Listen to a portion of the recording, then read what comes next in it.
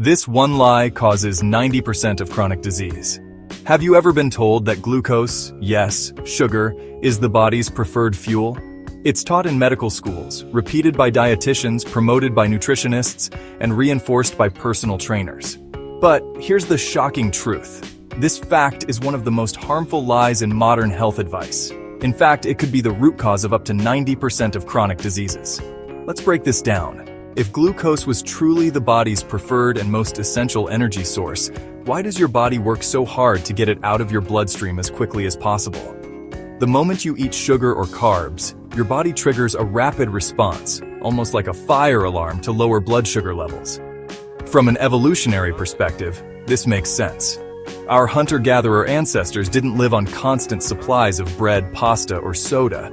They thrived by burning fat, a dense, stable fuel that could keep them going for days without eating. Here's a mind-blowing fact. A lean, average-weight adult stores about 100,000 calories of fat, enough to survive weeks without food.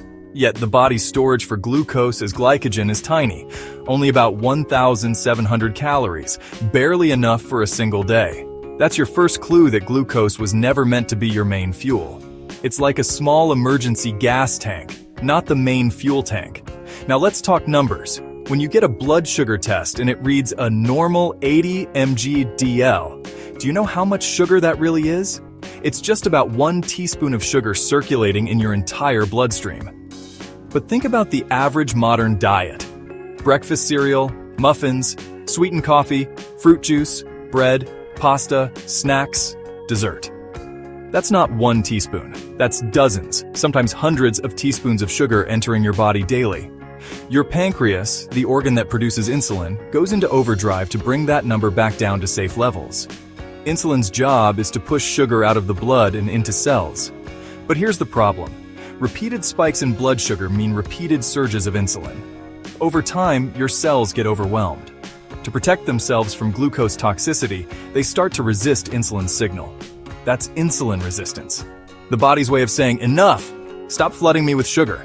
And here's where the slow-motion health disaster begins. Chronically, high blood sugar acts like microscopic shards of glass scraping the insides of your arteries, triggering inflammation and damaging your cardiovascular system. The early signs can be subtle. Frequent nighttime urination, brain fog, short-term memory loss, stubborn belly fat, vision problems, mood swings, anxiety, depression, intense carb cravings, swelling in the ankles or feet, heart palpitations, and even sleep apnea. Left unchecked for years, the damage escalates. After approximately 15 years, type 2 diabetes becomes likely. After approximately 25 years, the constant sugar exposure caramelizes brain tissue, contributing to what some call type 3 diabetes, dementia, and Alzheimer's disease. Chronic sugar spikes also accelerate cataracts, glaucoma, macular degeneration, kidney disease, nerve damage, and arterial blockages. So why are we still told to get 50–65% of our calories from carbohydrates, the very foods that break down into glucose? The answer isn't medical, it's industrial. The processed food industry has had decades to influence dietary guidelines, fund research, and shape public opinion. Refined carbs are cheap to make, profitable to sell, and heavily subsidized. For example, 1 metric ton of corn, costing less than $200, can be turned into thousands of boxes of cornflakes, syrups, and snack foods. The industry has even shifted the blame to saturated fat to keep carbs looking innocent. But here's the good news. Your body can thrive without being dependent on glucose. When you cut your carbohydrate intake, especially refined carbs, your body turns to ketones, a clean, efficient fuel made from fat. Ketones not only provide steady energy, but also support brain health, mental clarity, and reduced inflammation. In one study, keeping carbs under 30 grams per day led to 90% of participants getting off insulin in just 10 weeks. That's a health turnaround in less than 3 months. Switching to a low-carb or ketogenic diet can lower insulin levels, reduce inflammation, promote fat burning, protect brain function, reduce risk for diabetes, heart disease, and other chronic illnesses. The bottom line? The idea that glucose is your body's preferred fuel is not a biological truth. It's a profitable myth, and breaking free from it could be the single most important step you take toward lifelong health. The hidden damage of glucose overload. High glucose doesn't just cause diabetes, it silently erodes your health long before your doctor gives you any diagnosis. Inside your body, every meal rich in refined carbs sets off a chain reaction. First, blood sugar rises rapidly. Then, insulin levels spike to push that sugar into cells. But your body can only store so much glycogen in your liver and muscles. The excess? It's converted to fat, especially the most dangerous kind, visceral fat, which surrounds your organs and releases inflammatory chemicals. This inflammation doesn't stay local. It becomes systemic, affecting everything from your arteries to your brain. Chronic inflammation is like a low-grade fire burning inside your body every single day. And just like fire damages whatever it touches, inflammation damages tissues, accelerates aging, and disrupts normal function. One overlooked effect is on the endothelium, the thin, delicate layer of cells lining your blood vessels. When glucose spikes repeatedly, it injures these cells. Imagine running sandpaper along a water pipe every day. Eventually, it weakens, leaks, or clogs. In your body, that's how plaque builds up, increasing the risk of heart attack and stroke. High blood sugar also causes glycation, where sugar molecules attach to proteins and fats in your body, forming advanced glycation end products, AGEs. These AGEs stiffen tissues, reduce flexibility in blood vessels, cloud the lens of your eyes, and interfere with nerve signals. That's why diabetics often face vision loss, nerve pain, and slow wound healing. Even your brain isn't safe. Neurons are sensitive to glucose toxicity. Excess sugar and insulin resistance in the brain impair the way neurons use energy, setting the stage for cognitive decline. This is why Alzheimer's is often referred to as type 3 diabetes. Another silent consequence is the effect on hormones. High insulin disrupts leptin and ghrelin, the hormones that regulate hunger and satiety. The result? You feel hungrier, crave more carbs, and enter a vicious cycle that keeps weight and blood sugar high. Now, here's the striking part. Switching your primary fuel source from glucose to fat can reverse much of this damage. When your body adapts to burning ketones, inflammation markers drop, insulin sensitivity improves, and energy levels stabilize. Your brain in particular thrives on ketones. They provide a steady, efficient source of energy without the oxidative stress caused by excess glucose. Healthy fats, like those from avocados, fatty fish, nuts, seeds, olive oil, and pasture-raised eggs, are not the enemy.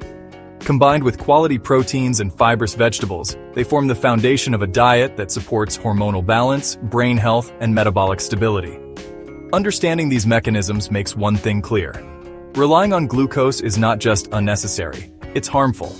And making the shift to fat as your main fuel could be one of the most powerful health transformations you ever experience. Practical steps to break free from the glucose trap. The first step to escaping the glucose trap is to reduce your daily carbohydrate load, especially refined and processed carbs. But going low-carb doesn't mean starving yourself. It means replacing sugar and starch with foods that nourish and sustain you. Cut the obvious sources of sugar. Eliminate soda, fruit juices, candy, pastries, and sweetened snacks. These cause the fastest and most damaging spikes in blood sugar. Watch out for hidden carbs. Many healthy foods, like flavored yogurt, granola bars, and salad dressings, are loaded with sugar or refined grains. Always read labels. Build your meals around protein and healthy fat. Start with a protein source like chicken, fish, eggs, or grass-fed beef. Add non-starchy vegetables for fiber and nutrients. Finish with healthy fats, avocado, olive oil, nuts, or seeds, to keep you full and satisfied. Time your eating.